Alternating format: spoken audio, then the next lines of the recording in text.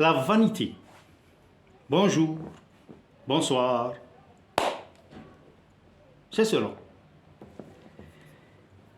Les grands criminels aujourd'hui n'ont pas que du sang sur les mains. Ils sont allés à l'école, car ils ont aussi de l'encre. Et dans un monde où les fleurs et le sang ont souvent la même couleur, l'optimisme devient une notion abstraite. Pour moi, la terre tourne trop vite et ça me fout le vertige. Mes amis, vous savez que Michel-Ange avait besoin de marbre pour ses statues. S'il n'avait eu que de la terre glaise, il serait devenu potier. Alors il faut ce qu'il faut. C'est toujours l'échec qui forge la compétence. Celui qui n'a jamais eu d'échec n'est pas forcément le meilleur chef.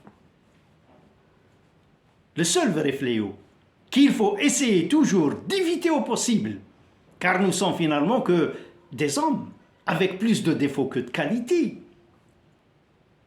c'est la vanité, mes amis. Eh oui, la vanité. Je vous donne un exemple, une tirade, une citation si vous préférez. Il est dans les affaires humaines une marée montante, quand la saisisse au passage, elle mène à la fortune.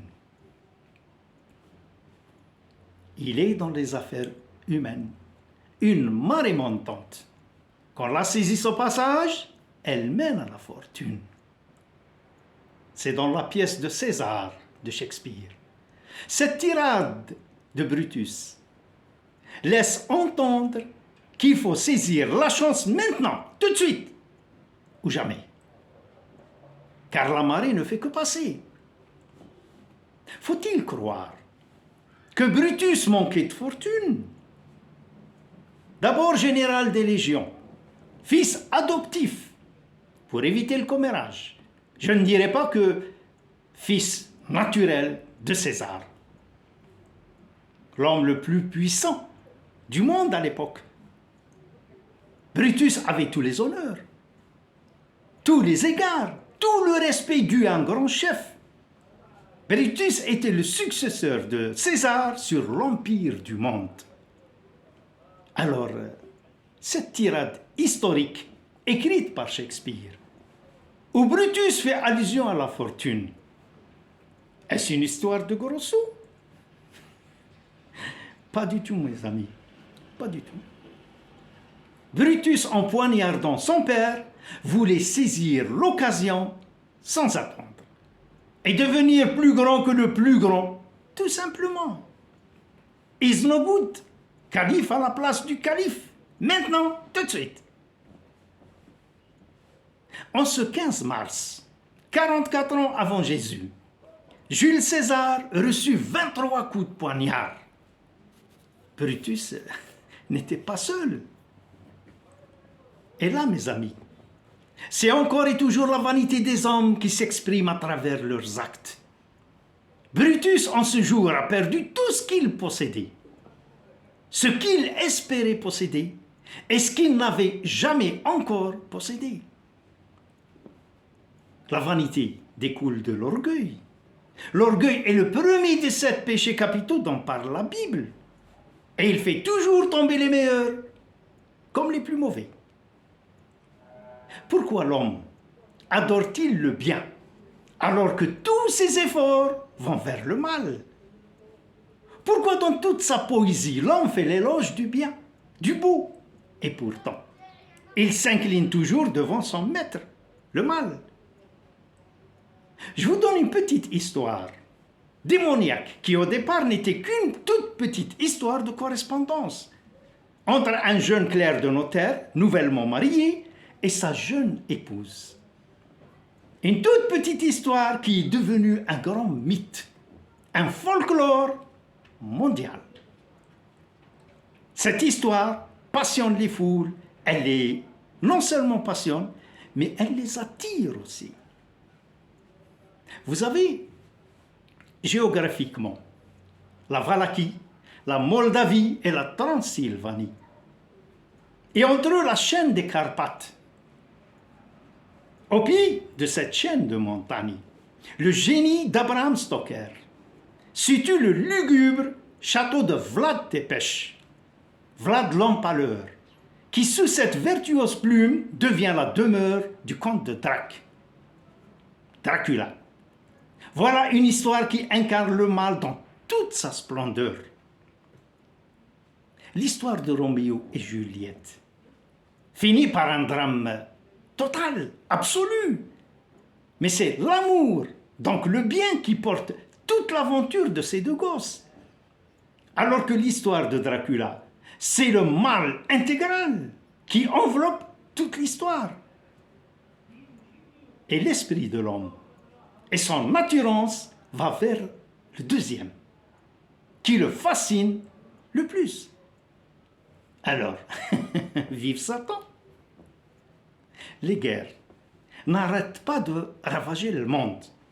Il est plus facile et plus simple de la commencer que de la stopper. JFK avait dit « L'humanité devra mettre un terme à la guerre, ou la guerre mettra un terme à l'humanité. » Robert de Saint-Jean avait dit « La paix est le temps où l'on dit des bêtises. La guerre est le temps où on les paye. » Et puis Machiavel. « On fait la guerre quand on veut et on la termine quand on peut. »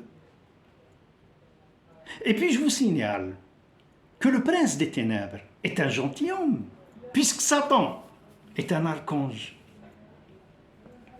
L'humanité, quand va-t-elle comprendre la vanité de tous les égoïsmes, les rancœurs, les haines, et toute cette boue abjecte que tout le temps les peuples, grands ou petits, avaient remué et s'est jeté à la face?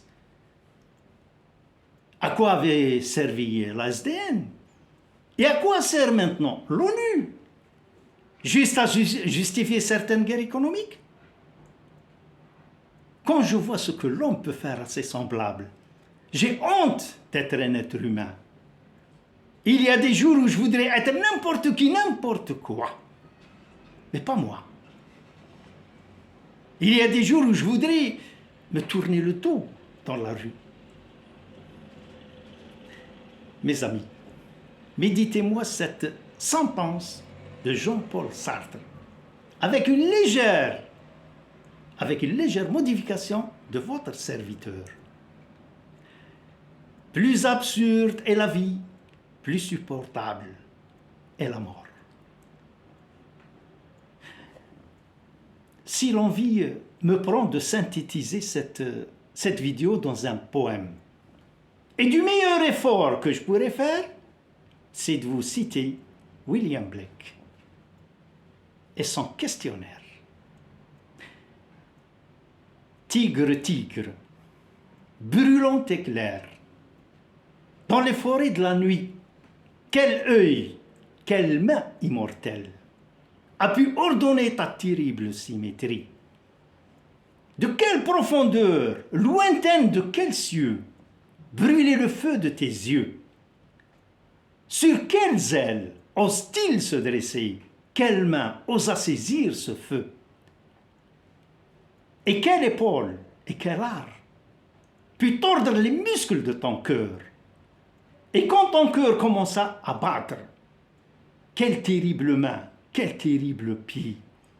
Quel fut le marteau, quelle fut la chaîne? Dans quelle fournaise était ta cervelle? Quel fut l'enclume, quel terrible pouvoir osa en étouffer les mortelles terreurs? Quand les étoiles jetèrent leurs lances et abreuvèrent le ciel de leurs armes, sourit-il en contemplant son œuvre? Celui qui créa l'agneau, te créa-t-il? Tigre, tigre. Maintenant, ces dernières notes de votre serviteur. Dieu créa la colombe, mais créa aussi le faucon. Dieu créa la biche, mais créa aussi le fauve. Pas de lumière sans obscurité, ni de vie sans la mort. Était-il obligé de faire cette terrible symétrie.